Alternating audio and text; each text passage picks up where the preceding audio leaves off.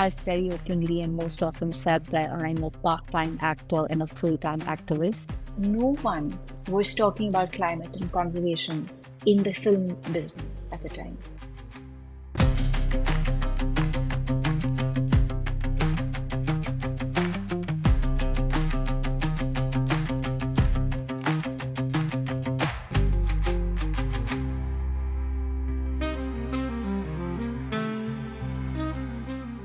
Hello and welcome to DeKoder and our podcast, Women in Nature.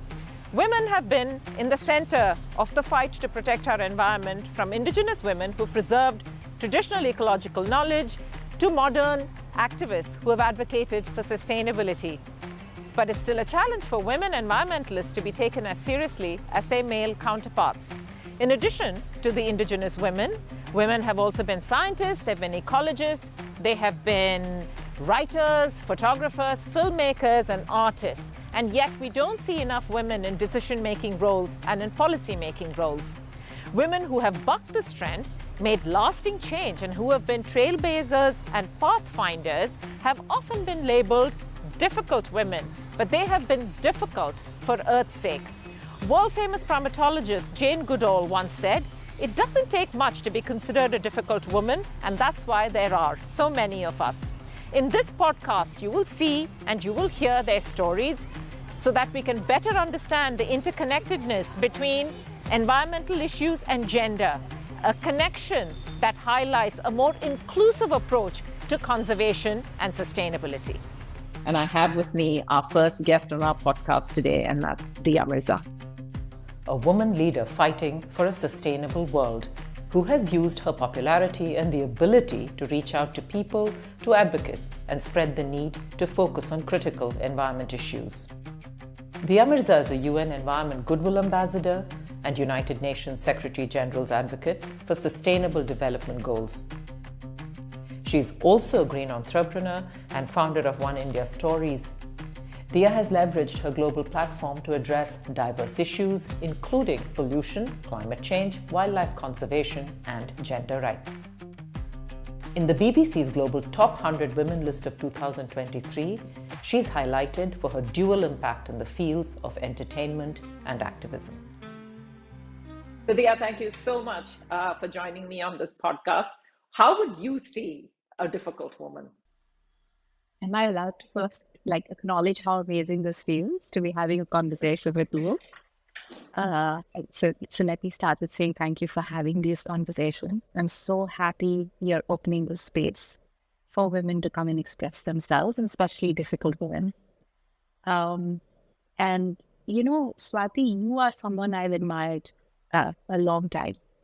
In fact, my early years of understanding how wide the gap between conservation and mainstream media and civil society was through my interactions with you and Vikram in your NDTV days, when you were doing these incredible stories on the ground and reporting on issues that no one was really thinking or even speaking about.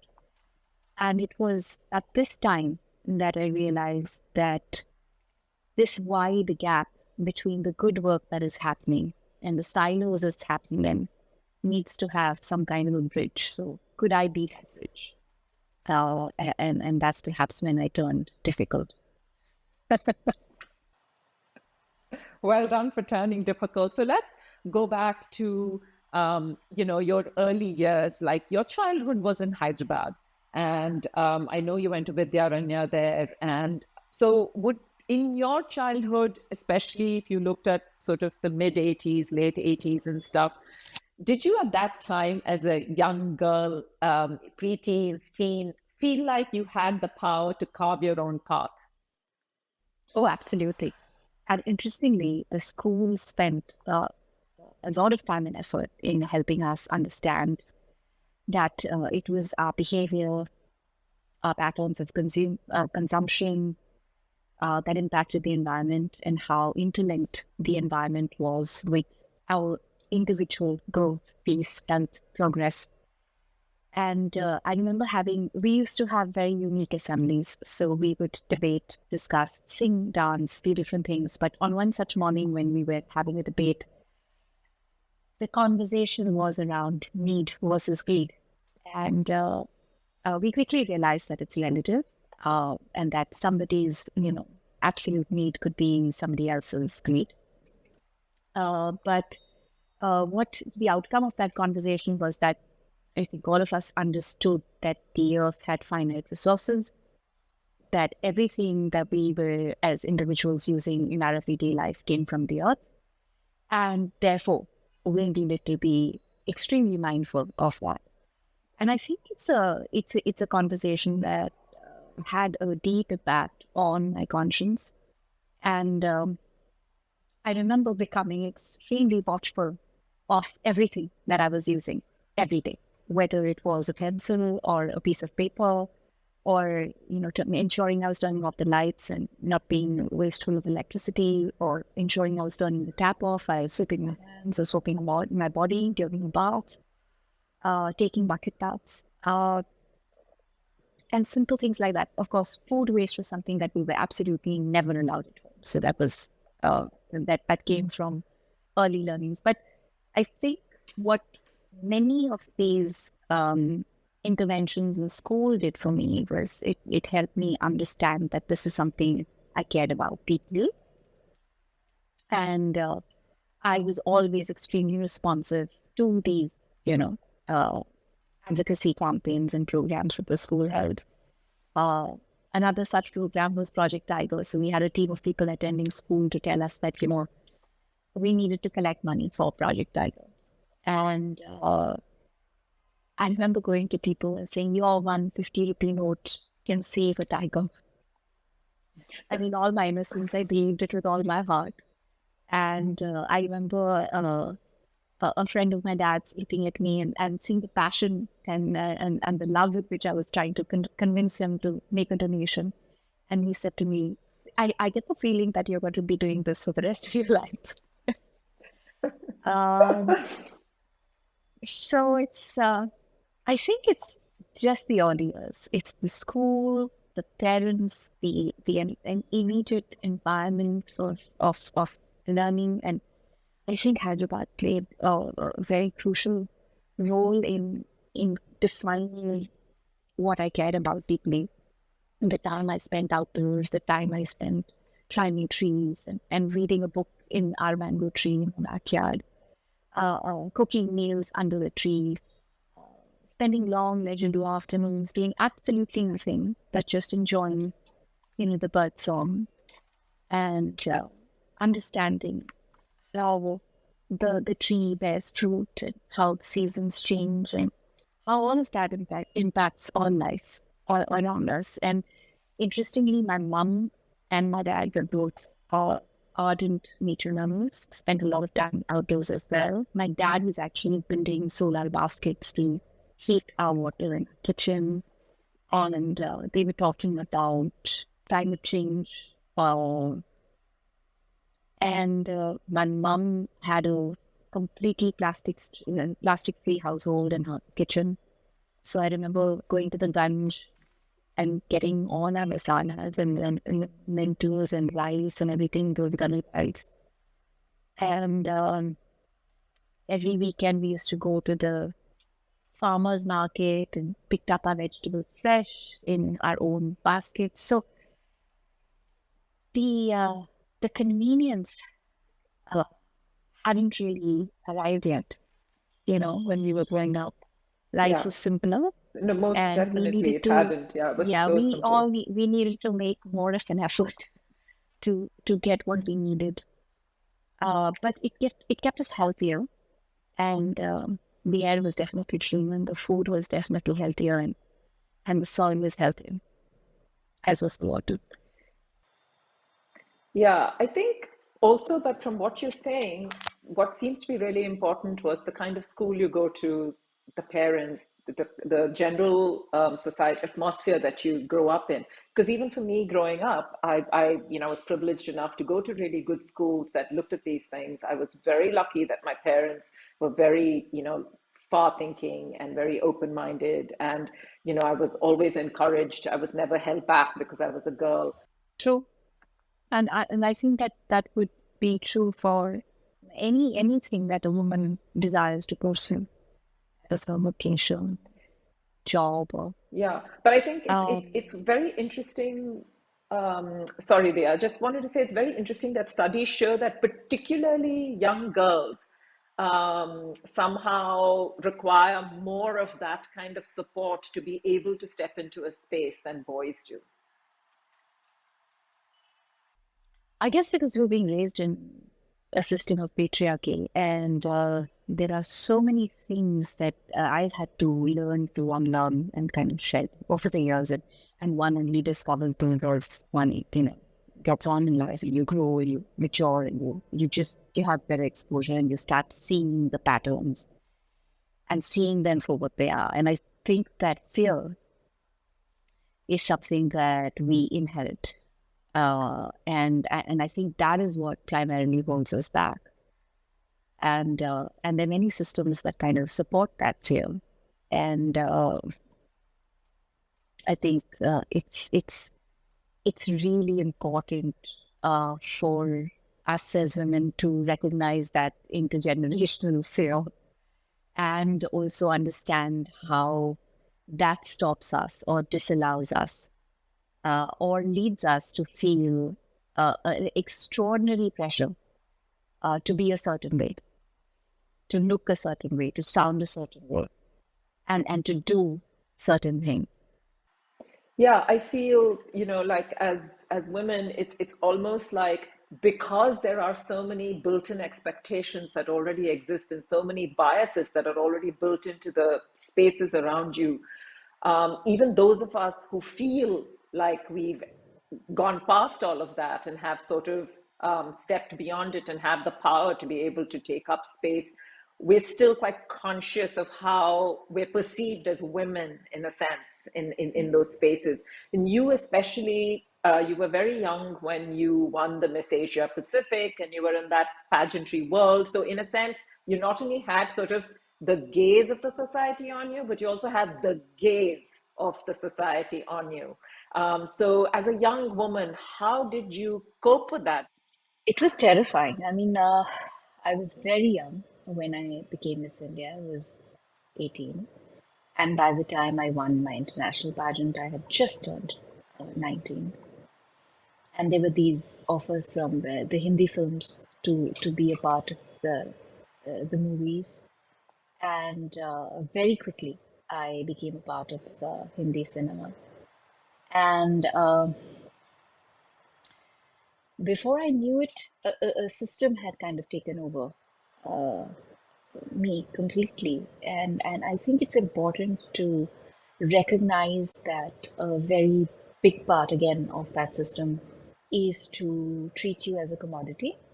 You are servicing a need, and you are only as credible or desirable or interesting as is your saleability. So your ability to sell something. And it was terrifying because I didn't really quite understand what was happening with me. All I knew was I was being pulled in uh, different directions, that I was leading an extremely insulated life that was very disconnected from reality. I would spend long hours in studios or in vehicles traveling from one studio to another. I was barely getting any sleep, and everything I did centered around how I looked and how professional I was at my job. And nothing else kind of counted at the time. And I remember by the time I was done with my fifth or my sixth film, thinking to myself, who am I? I felt I felt completely and totally lost because there was this extraordinary pressure from the media to deliver, to look a certain way, to be a certain person. My films weren't working at the box office, so that was again a whole new play of adjectives: lucky, unlucky, um, I remember being dropped from many of my early films, and I was terrified. I was on my own in a new city, navigating life. I had rented my apartment. I was paying my taxes. I used to wake up early in the morning and, cook my breakfast and pack a lunch if I had the time. Otherwise, just get to work and come back home late in the evening, rustle up something to eat, clean the house if it needed cleaning, and get to bed. And that was my routine for a while, and I just didn't have a sense of who I was. And I think very early in my career, I realized that this is not something that I can do for long, and at least not this way. I can't be one of those actors who's perpetually on a film set. I need space and time to explore different avenues, to just live a little, travel, learn.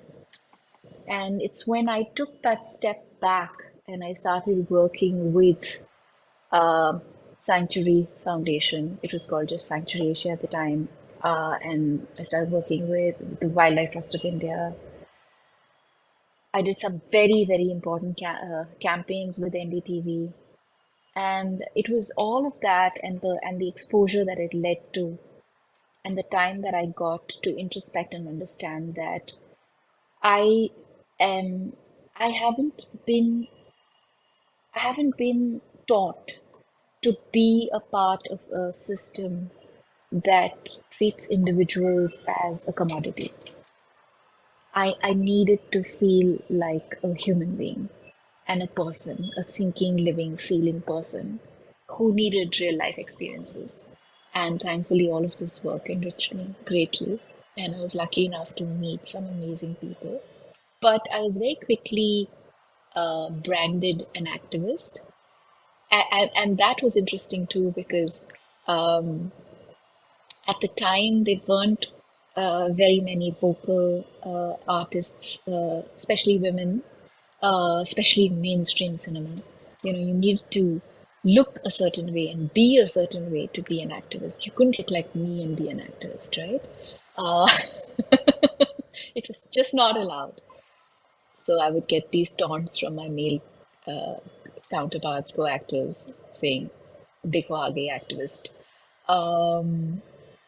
But I took great pride in it, and it was not something that I ever responded to with anything else but humor. I thought it was hilarious. Yeah, but that's part of it also because it doesn't matter. I mean, in your case, obviously you were very much in that visual medium. So the whole looks thing became like it is a huge thing and part of it. But mostly for women in any career that they opt to go into, there's still that thing of where they're still judged by their looks in a sense. It doesn't Yes. mean that you're like, if you're too pretty, then you couldn't be competent enough to be doing anything to do with serious stuff.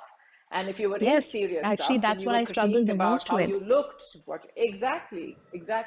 But even women in who are doing serious stuff are still critiqued for how they dress, how much they weigh, what they look like. I mean, it's almost like everything around the spectrum of women kind of boils down to that. And the weird irony of the matter is, even in the conservation space, we have that thing. If you look at even the big production houses that do presenter-led conservation, the men can be anyhow, any which way, but the women, they will still pick women who have to conform in a certain way to a certain look to fit that visual medium, although all that is required there is how much you actually know about the subject. Yeah, absolutely. And it's interesting that the other thing is that no one was talking about climate and conservation in the film business at the time when I started engaging and mobilizing these campaigns and advocating for conservation and climate action. And it was basically the opposite of everything that the system expected you to do, right? I was saying no to money. So my management thought I had completely lost the plot. How can you say no to this brand, and how can you say no to that brand, and why is this such an important thing for you? And I think that now it's you know it's some kind of a relief that more people understand why I was doing what I was. But at the time, people thought I was completely crazy. Yeah, you weren't fitting in the box, dear. You were stepping out and being Yeah, difficult at that point. You weren't yeah, fitting a label, and that's yeah. unfortunately what we do. In your case, what would you say? I know it was your whole childhood and a lot of the experience you had, but what was the one thing that like triggered going, like this is what I'd like to do, like this is my space, with nature or conservation or wildlife? Is there any one particular thing that really cemented it or triggered it, an experience? Yes. NDTV took me to Pench, Madhya Pradesh, for a tiger-thon, and Oh yeah, the first tiger I campaign saw we it. did. Yeah. It was the first, yeah, and it was my first time as an adult in the forest, and I will never ever forget seeing that female tigress on the hunt and discovering how challenging the work environment for our forest rangers was, how ill-equipped they were, and how necessary it was for these forests to thrive and survive for our own survival and health. And there were just so many dots that just kind of got connected. And I remember meeting Bittu Sehgal, who then I pursued relentlessly for over a year. He must have thought to himself, film actor, God knows what she wants. Uh, I don't think he even thought I was serious about wanting to help. I said, I want to work with you. I want to understand what you do better. I want to understand what the reality on the ground in India is. I want to be able to help make a difference. And then finally, after about 6 or 7 months of pursuit, he met me, and then he mentored me. He just took me under his wing because I think he saw how deeply I wanted to be able to understand first what was happening, and then discover how I could define my space within all of this. And yes, it was that moment in the forest and just breathing in the forest and the silence of the forest and just realizing, oh my God, this is what I've been missing. Yeah, and since then, my God, Dia, you've look at everything that you've accomplished. You're a brand ambassador now for Wildlife Trust of India. You constantly support Sanctuary Asia and the Sanctuary Foundation on what it does. You're a UN Goodwill Ambassador. You're the ambassador for the Sustainable Development Goals. So, talk me through a little bit about how the whole UN thing came about. Like, what was the journey there that got you to this space? I think it was just her consistence and persistence, and my unwavering commitment to be able to advocate for and be a voice for climate action in India. It's so important for me to acknowledge the role that NDTV played at this time, because there were so many campaigns that we did with NDTV that no other mainstream news network was, interested in or doing. There were the Greenathons, there was the Tigerthon, then of course there eventually was the Swachhata thing that we did together. But it was those early interactions that kind of defined a lot for me. And then, of course, working with the Kids for Tigers campaign with Sanctuary and building that network of communication with young children across the country, engaging with them, meeting with them, spending time with them, and learning with them. And then, of course, the other campaigns that we did with Sanctuary at the time. And then, very, very soon after I started working with Sanctuary, maybe 4 or 5 years later, I joined the Wildlife Trust of India. and started working with them very closely on their their ex gratia program for forest employees. So you could be a ranger, you could be a daily wage worker, but as long as you were connected with the forest, this scheme was empowering their families, enabling or giving them some kind of a subsistence if they lost their lives in the line of duty.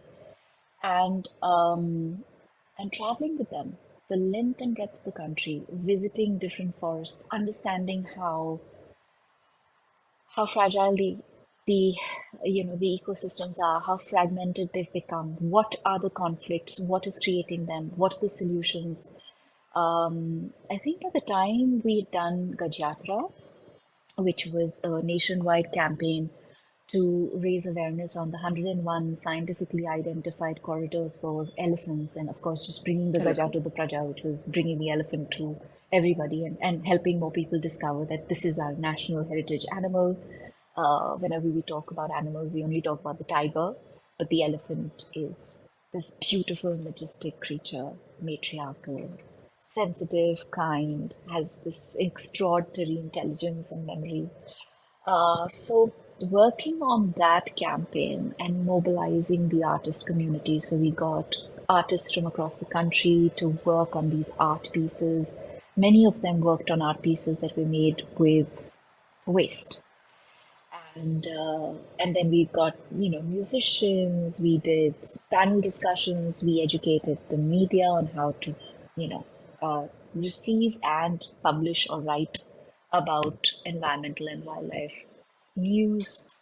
Um, we've been engaged with policymakers. It was a 3-day event in Delhi, and I think by the time I was done with that, I received an email from UNEP, and I'd done the Snow Leopard Summit in Kyrgyzstan, and I'd spoken there about uh, the Himalayas and this ecosystem that supports snow leopards, and I'd spoken about how this was like the third pole, and the connected interlinks. I mean, the interconnection between human life and the snow leopard, and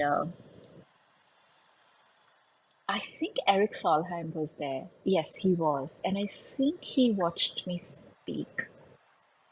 And soon after that, I received an email from UNEP wanting to asking if they, I'd be happy to be appointed as their Goodwill Ambassador, and I accepted because I was very excited about the possibility of getting access to science, and that's what I really wanted more than anything else. And and by then I'd done this show called Ganga, the Soul of India, where I traveled from the source of the Ganga all the way to sea, and basically linking lives, culture, language, everything, food to the river, and while doing so, speaking about the crisis the river was in, and the fact that she was the second most polluted river in the world.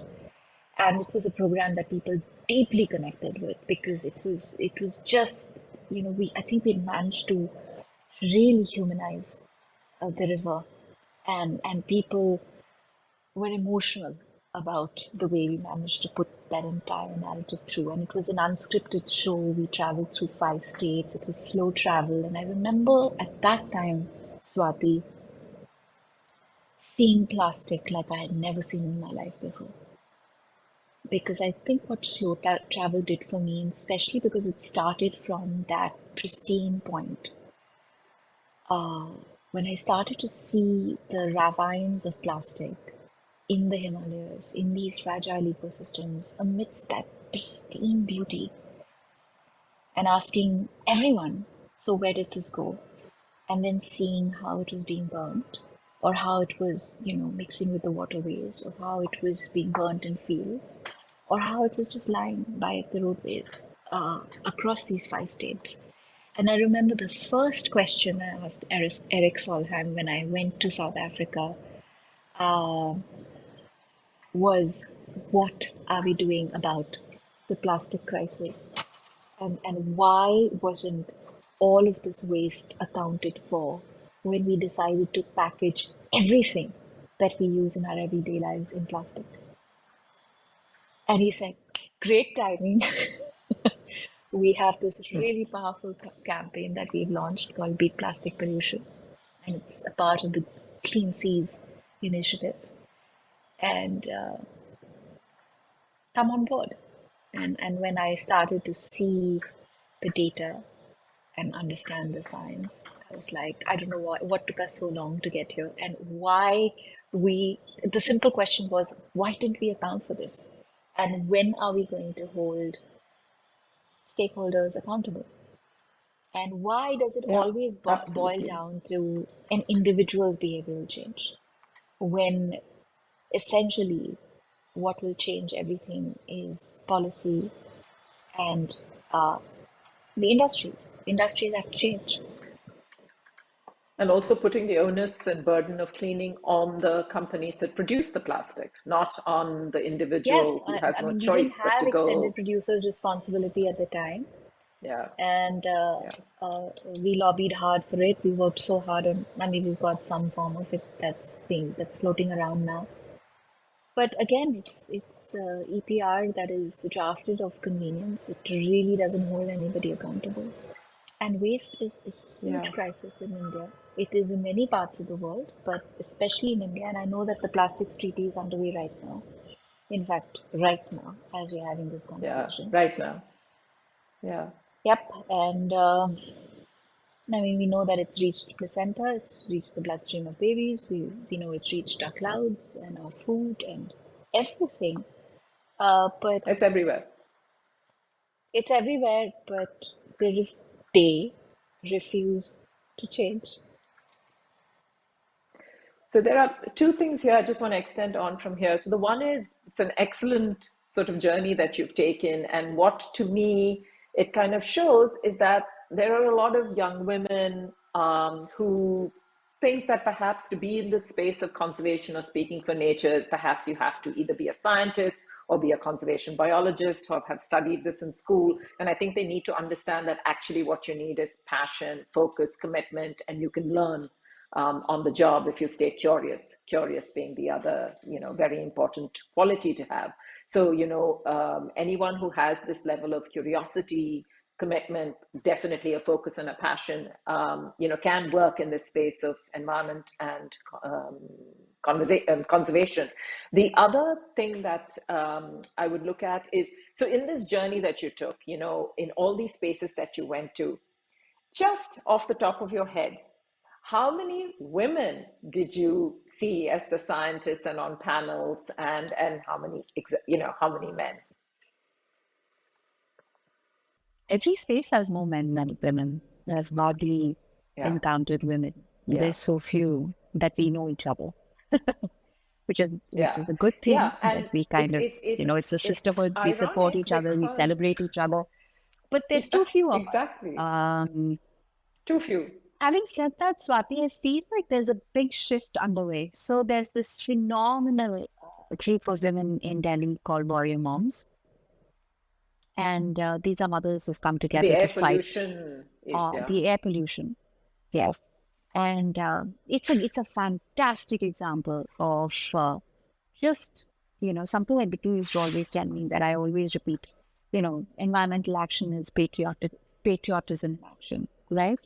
And you don't need to be, like you said, a biologist or a scientist to be a conservationist or an environmental advocate. You just need to be, you just need to understand what's actually happening. And the truth itself should compel you to do something about it. And I think now more than ever, as parents, more and more people are recognizing how important it is for us to hold the system accountable for the health of our children. And health is inexplicably linked to the environment. And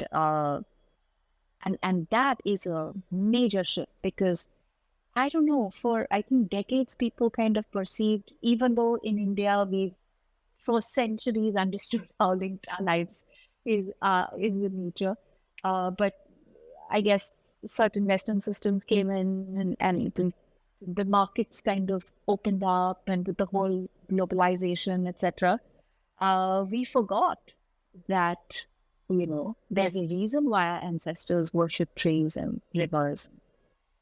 And the idea of development and this whole notion that environmentalism is obstructionism was something that was, I think, perpetuated by this very misplaced idea of development, right? Which has caused the imbalances that we're feeling in our world. And I think more and more people are beginning to understand that, which is great. And it's interesting about like the number of women also, because another thing that has been seen when women have stepped into leadership roles, and they've stepped into roles where they lead campaigns and roles where they fight for something, there's a lot more sort of inclusiveness of who they bring into these spaces. So if a woman is in charge, it's not just that they're only for the women. They take the women in, they take the men in, they take anyone in, because it's a more inclusive space. The other thing that they've proven is when women head campaigns, or because if you really look at it at grassroots levels, this is the most fascinating thing. Most of environmental campaigns and environmental real deep movements, as we know, happens with indigenous communities, happens with local communities, it happens with individuals on the ground. And invariably in these movements, the person who has noticed the problem first, who has started the protest, is a woman. If you trace it back, is a woman. So Absolutely. Because when you are the person whose life is basically connected so deeply to collecting your daily natural resources, be it water, be it firewood, because when you actually look at the campaign at the grassroots levels at the end of the day, very few of them are headlined by the women who started the protest. So it's really quite a dichotomy.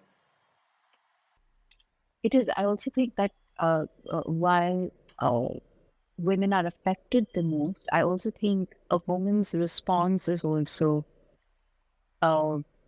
fueled by empathy, and the way a woman handles these campaigns is very different from the way men would. Which is why I think this lacuna, this big gap really of barely any representation of women, especially at a policy level, at these climate meets, is something that we've all been calling out. Like this year COP29 at Baku had only 8 women amongst, I think, 178 delegates, and that is terrifying. It is the value system that is breaking our world, and until that changes, I don't think we can hope for much change, because the very fundamental things that we are debating about or fighting for or arguing about would be the most simple and easy to understand for women. We wouldn't have to debate these things with women. So I'm going to bring you then into this other part of your life, which is, you're a mom yourself now, and you have a family, and there's that whole space that you occupy as well. And I mean, even today, when a woman is questioned, you never get a male CEO will never be asked, so how do you balance family and work? But a woman CEO, doesn't matter if she's the best that they've ever had, will get asked this question. And you are a mom, and you're holding this space. So how do you navigate this? Or do you get that pushback as well? Oh, absolutely. I'm always met with this statement: how do you manage to do all these things? And I remember my mom, who I think it was quite a progressive person, has always been very fiercely independent. It has raised me to be fiercely independent, once saying, you're fortunate you're married to a man who is comfortable with you going away so much and doing all this work.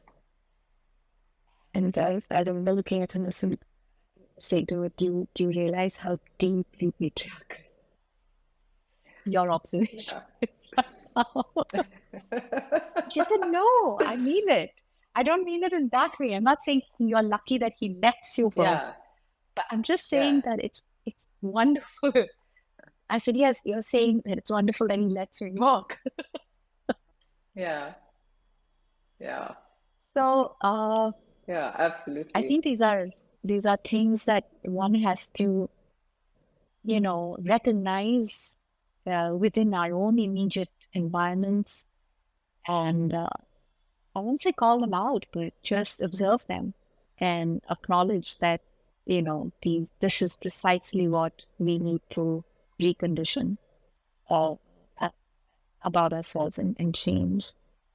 But when it comes to the film business or the work that I do outside of conservation, I've very openly and most often said that I'm a part-time actor and a full-time activist. And it's really my activism that makes me a better actor and artist. And anybody who has a problem with that, I'm very happy not to work with. Yeah, well, stay difficult, Dia, stay difficult.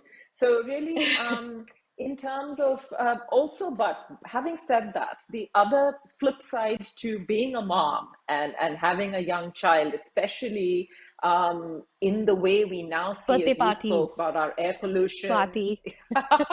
Yeah, balloons. Can we They talk are about birthday balloons. parties, please? Yes, please speak about birthday parties. I Maybe there's a actually message have there. parents. When I walk into a birthday party, I have mothers suddenly seeing me and freezing, right? Because suddenly when they see me, they see their decor. And then they're like, oh my God, we've had it. Um, but it's so hard. I mean, I don't know what it will take for us to get through. But this is something that I think all of us have to deal with regularly, and it's a question that I even ask myself because I have a child who is living and is breathing in this extremely urban space, and he's interacting with peers who most likely don't understand many of the things that he's learning about. So I'll share some funny anecdotes. So we went for a play date, quite elaborate in a very fancy residential building.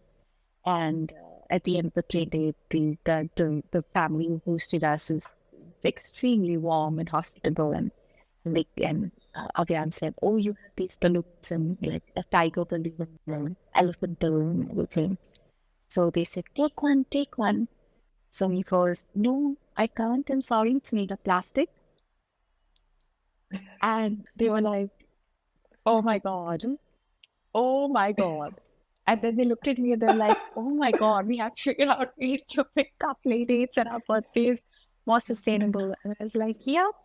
Otherwise, we don't have our kids reminding us." But it's not something that every child learns, and it's going to No. be hard for my kid. I know, and it's already hard on many days because there are things that he sees other people do. There are things that he wants to do because they've done it. And I have to kind of find a way to help him understand why he should be. And then also find a way to be okay with it if he's unwilling to do it. Absolutely. Uh, Yeah. and make peace with the fact that we're not going to always get it right. We're not always going to be able to do it perfectly. And there will be things that we will just have to learn to work with or work around. And Yeah. I think what really breaks my heart more than anything else is just the fact that the air is so polluted and is like 5-6 months of the year, and he doesn't get as much time outdoors as I would like for him to. So much so that this time we were in Satpura in Madhya Pradesh, and we were driving to the safari, to the forest, and he was looking out and looking around, and I was pointing birds to him. And he looks at me and says, "Mama, why can't we live in the forest?" And I didn't have an answer because every answer that my mind came up with felt too small to give it to him. And I just said to him, I said, "I love the forest too, and I wish I could live here as well." I didn't say, no, we don't live here, and that is our home, this is not our home, because I want him to, feel like every forest is his home. So it's, Yeah, no, for sure. And I also think the it's fact going, that, and I also think as he gets older, Swati, it's going to be harder for me. I mean, unless, of course, by then, he's in love with nature. He loves the wild. He yeah, spends time watching birds, interacting with the plants. I mean, when he was a little baby, he was saying good morning, plant, and having a little chat with the plant in his room. So he's been taught how to grow plants. And so all of this is happening. But, he may be 8 or 9 and be more interested in playing video games and not be as interested in the wild as I am or love it as deeply as I do. And I guess if that ever happens, I'll have to find my way around that. I'm hoping it doesn't happen. so that's the other thing that's so interesting. Now, you have a child, and you've always, of course, been focused on all of this, and it's obviously become so much more focused because you're now seeing it through the eyes of your child, whether it's air pollution or plastic pollution or health being linked to the environment and, the loss of biodiversity. I mean, I could go on and on. So in some sense, being a mother or the ability to sort of become a mother, whether you adopt, whatever it is, or just you care for children, or you just care for the planet. As a woman, I think that's the superpower in terms of what you said, that empathy, that would actually make a woman a stronger leader person in this space of conservation, Yeah, but I think a consumerist society has numbed that ability quite a bit. Yeah. Because Well, there is that. I But mean, I also there's a flip refuse to side to that. believe that. I refuse to believe that a vast majority of my colleagues in the film business who've seen my many, uh, interventions, videos, whatever, campaigns to help people, to inform people, to help them recognize the impacts of plastic and to kind of identify what those items are. They've seen it. Why are they unable to make better choices? I think because I think we are kind of enslaved by a convenience or a system that expects us to behave a certain way.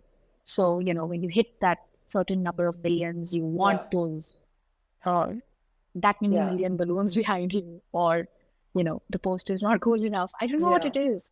I think it's a culture of But it's also the trap of expectations, right? I mean, if you grow up in a certain kind of expectation, or your image has a certain kind of expectation, or you think that this is how this bracket of people live or whatever, it's like all those traps that kind of drag you in. And unless you are difficult, you're not going to walk out of those traps.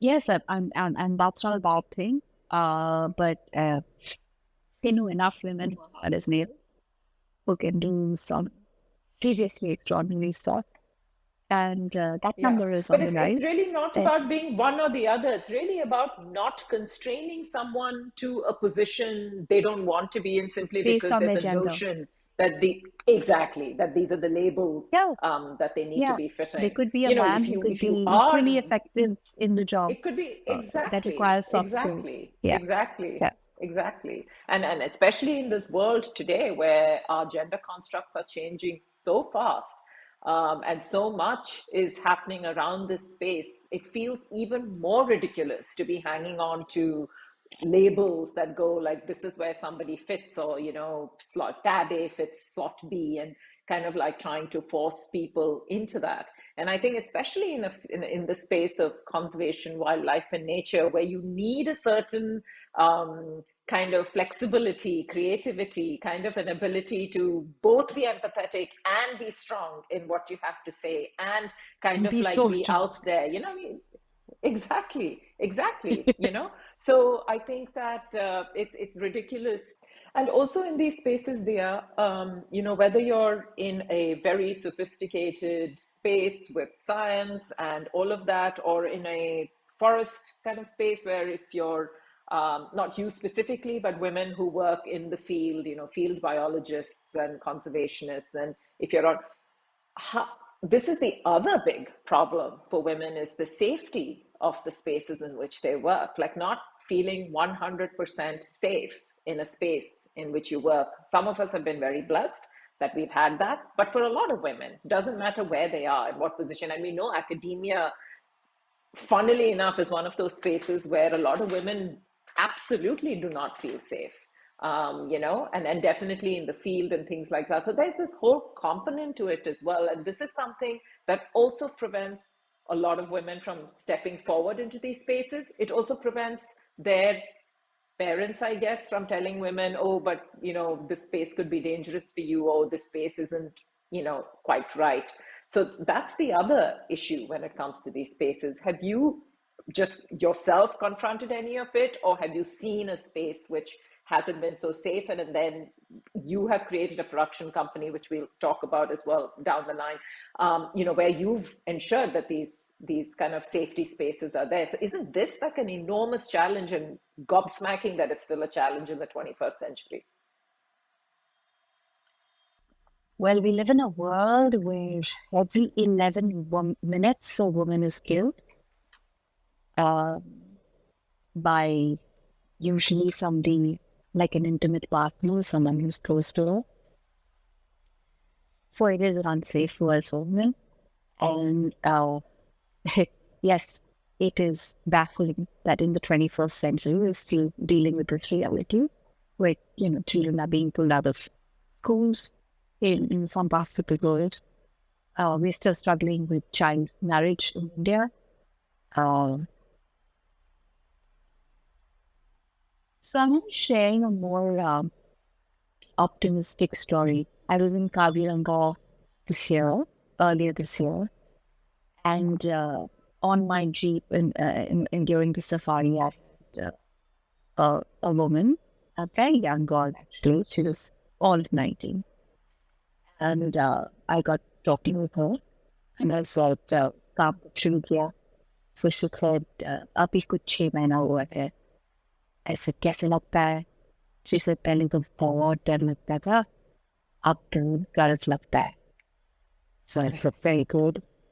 और अब गर्व क्यों लगता है? So she said, "अब सब मुझसे डरते हैं इसलिए." That's great. So when I delved a little deeper into that, I realized that a lot of these scholars came from marginalized communities. They were empowered overnight by the forest department. Because I don't know whether it is the uniform and the gun that they hold in their hand, because remember these forest guards, and like many other parts of the country, are armed. Yeah. And they're taught to use the firearms, and they're very, very well. They're better trained than most other parts. And when I was leaving Kaziranga, I met 2 new girls, and they were even younger than the son I met in the forest. They must have been 16 and 17. I actually have pictures with them, and I posted them. And again, just like their demeanor, their strength, their confidence, you could see it in their eyes that their life had changed completely. And I see that with women even in the Maharashtra force that we have. So I think that we are making strides in some areas, and it's important for us to celebrate that and recognize that for what it is. There is such incredible women across the country who are doing such important work.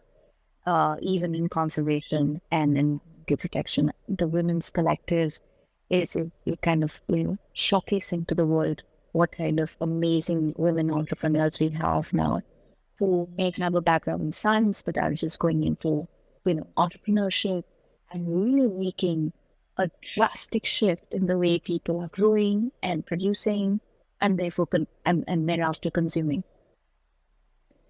And all of this gives me a sense of hope, because I think these are deeply inspiring stories that are being shared widely, and more women are being encouraged to recognize how important this shift is. And more men are becoming allies of such women. And that is where change occurs. That it will only be possible because we have this But I feel too, even now, Swati, whether it's a driver of my vehicle, when I arrive in a state, the person who's taking me to and fro from a shoot or an event, or their demeanor, the way they respond to, say, something I tell them or a direction I give them, it's in the small nuances, or somebody is some Amani who comes every day to water our plants. Just the way he reacts to or responds to something I tell him, and the difference in his response when my husband tells him. And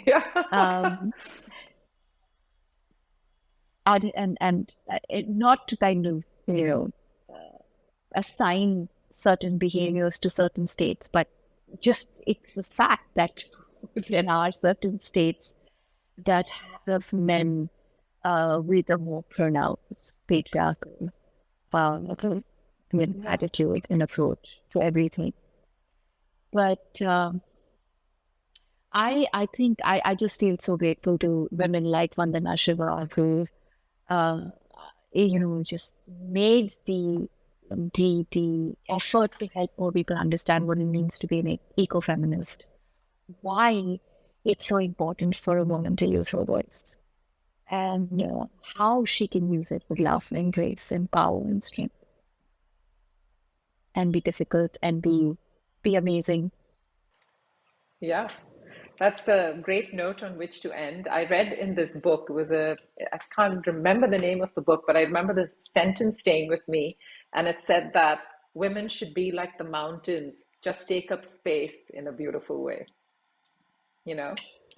And I felt like that was such a powerful kind of image in my head of how it's sort of like, to be like a mountain. It feels like such a wonderful kind of metaphor. We have an old folklore in the Northeast, which is a story of how the river went to the mountain and complained about having a rough life. So always in the life, and I'm dealing with all of these obstructions, and I have to make a way. And here you are still, not moving. And the mountain says that I am everything I am because of you. And if it wasn't for you, I wouldn't exist. And I think that was a very, very beautiful story. I don't know why I always imagined that the mountain was a woman too. Yeah, but exactly. According to this folklore, it isn't. Yeah, but it's just, this idea of women taking up space, because often when you do that, we know how men take up space and they do it unconsciously. I'm not saying that, they just go there and do it to, a lot of men. But it's an unconscious thing because you're born almost epigenetically with the confidence of being a man, which is a learned behavior for women for most part. So I think that makes a very, very big difference. So I really like this idea of this sentence that said, take up space like a mountain, like stand there with grace and beauty. But yes, but great talking to you. Do it Thank like you a so woman. much. And do it like always, do it like a woman. Meryl Streep said something recently that really stuck in my head. And I realized that, my God, it's so true, because I'm sure you see it too. So she said, we all learn to speak a language. And I think all women learn to speak men. And when we kind of find those positions that we need to, and those spaces that we choose to occupy, we need to unlearn that language that we want, because then we're just being an extension or a version of that very thing that we were fighting against, or saying that this is not what we want to be. So, I think we should all learn to unspeak well. Yeah. And we should all learn to be difficult women. But thank you so much, Dia. It's been an absolute pleasure as always. And thanks for being my first guest on my podcast. So, yeah, thank you. Thank you. It's been my honor. Thank you so much. I can't wait to hear the rest of the conversation. Thank you. Bye. Joining me next week on the podcast is Akanksha Sood Singh, a national and international award-winning filmmaker. I was looking for women who not just are filmmakers or researchers or biologists, but a more diverse group of women who could answer this questionnaire for me. And trust me, I couldn't find more than 20. And I decided one evening, put this whole thing aside, let's just make directory or yellow pages of sorts of women, in the wild.